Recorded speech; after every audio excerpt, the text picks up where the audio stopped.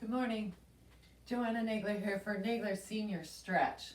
So again, we're going to talk today about the safe way to get up and down from the floor. So particularly if you're a senior, we're going to think about setting our feet a little wide.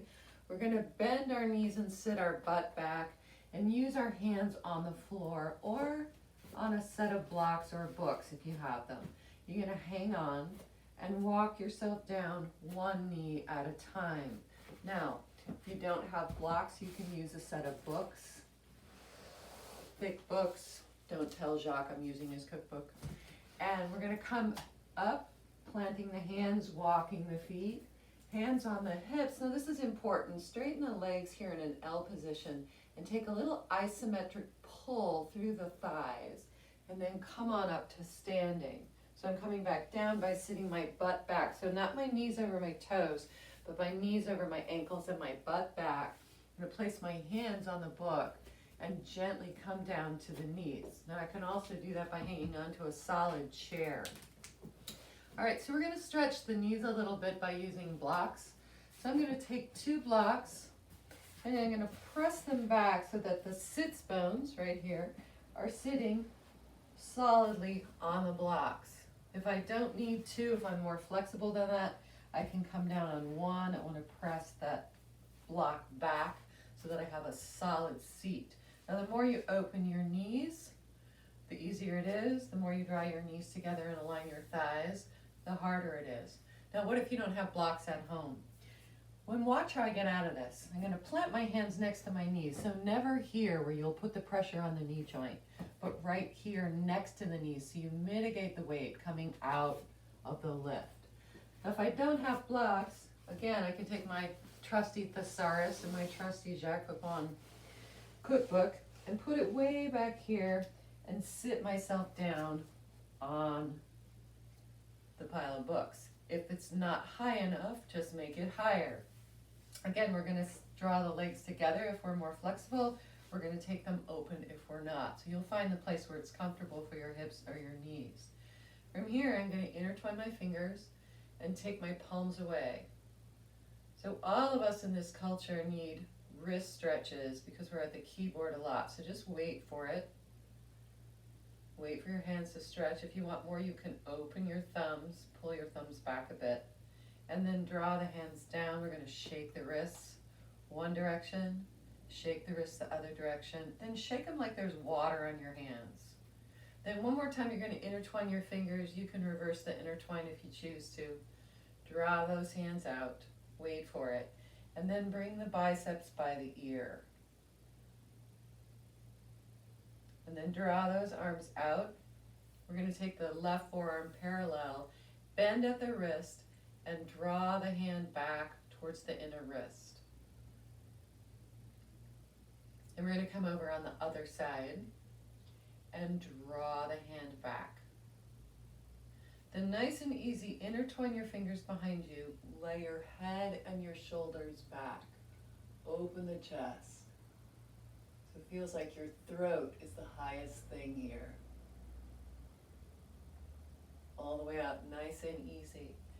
Now if you're in a very high set of blocks or books, so for instance, if I'm on 2 blocks here, I'm going to be quite high. And so for this next move, I'm going to take my hands in the middle of my back. So I'm supporting the whole mid-back with my fingers nice and wide and my palms in the mid-back, right where the kidneys are. And I'm going to lay myself back. Open up the chest. Come on back out. If I'm on a lower set of blocks, if I'm on this level of block, or if I'm sitting on the floor, I'm going to take my fingertips, line them up with my toes, and this is a little deeper obviously. So not this direction, but fingertips lined up with the toes, touching the toes, no big spaces. Then push out of the palms, lift the chest, and drop the head. Let the face go, so you're softening the forehead and the jaw. Open the mouth. Just let the jaw go. Then push out of your hands, lift on up. Come on up to seated. So what are we doing here? We're working the thoracic spine, which gets very bound up from this kind of motion, and we're working the wrists. So again, shaking out the wrists a little bit. One more time, we're going to take the fingertips to the toes. If you're on a higher set of blocks or books, you're going to have your hands in your mid-back and dropping back. If you're close enough to the floor, you're going to take your middle fingers to your toes. Push out of your hands, lift your chest. Let go of the forehead, the cheeks, the jaw. If you want more, bend your elbows and lift your chest. Then all the way out nice and lightly. If you're super bendy, which not a lot of us are, you can sit your hips in between your shins and do the same thing. Now, how do I come out of this safely? I'm going to plant my hands next to my knees, push from my hands so I don't take the lift in the knees. I mitigate it with the hands. All right, we're going to work on the toes a little bit. So we're going to plant our hands as if we're in a shortened all fours position. We're going to cock our toes. So notice that I'm not on the tips of my toes or the tops of my toes. I'm aiming for the bottom of the toes and the ball of the feet. I'm going to bring my thighs together to give myself a little more strength here in this pose. And I'm going to sit back. Now this is very intense stretch on the toes. So if it's too intense, you lean your body forward. Then plant your hands again close next to your knees, tops of the feet on the floor. Sit yourself back on your hips. If you can't do this, then lean forward and take some weight in the hands. If you can do this, just sit back and wait for the stretch to happen across the knees. Then again, to come out, we're going to place the hands next to the knees. Push from the hands to lift. Walk the hands forward. Cock the toes. Notice how I'm cementing my thighs together for a little extra push here, a little extra support here. And then draw yourself back as much or as little as you can. If this is not too intense for you, intertwine your fingers, take a baby stretch. It'll really get in your toes. Plant your hands, come on down. Okay, we're going to work a little bit on the down dog. The down dog is a wonderful stretch for the backs of the legs, and it's a terrific stretch for the Achilles tendons, which tend to get a little bit bound up while we're sitting in chairs. So here's what it looks like. I'm going to take my blocks if I have them. I'm going to plant them on either side, maybe a little closer to the knees. Come up and again, that rule of putting some weight in the blocks near the knees. Plant the hands and then just walk yourself up into an upside down V. So notice that I'm not powering through the arms. This is not a down dog. This is a down dog.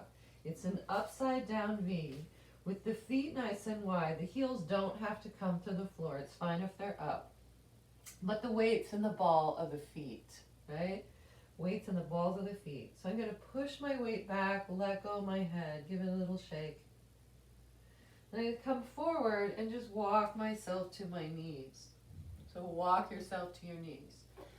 We're going to do that one more time. We're going to curl the toes to start. We're going to press ourselves back and ease the weight back towards the balls of the feet. So no powering through the arms. Instead, we're letting the hips and the feet take the body weight. If this is too intense for you, walk the feet a little wider and walk the feet closer to the blocks so it's easier to push the weight back. If you have a little bend in the knees, that's fine, but don't let the bend in the knees take you forward. Keep the body weight back. Now we're going to walk ourselves back to a regular down dog and pedal. Pedaling is the thing that opens up the backs of the legs. So take yourself into that pedal as if you're walking. And then we're going right back to the shortened down dog. So the feet are wide and closer. You're pushing your weight back towards your thighs. Again, a little bend in the knees is okay. Push the weight back. Then come right down to the floor. Get rid of your blocks if you're using them. Sit yourself back on your heels. And we're going to go to the down dog and to the child's pose from the floor. So here's what it looks like. Fingers wide in a somewhat all fours position, knees a little wide. Kick yourself back to the down dog. Take a little pedal through the legs.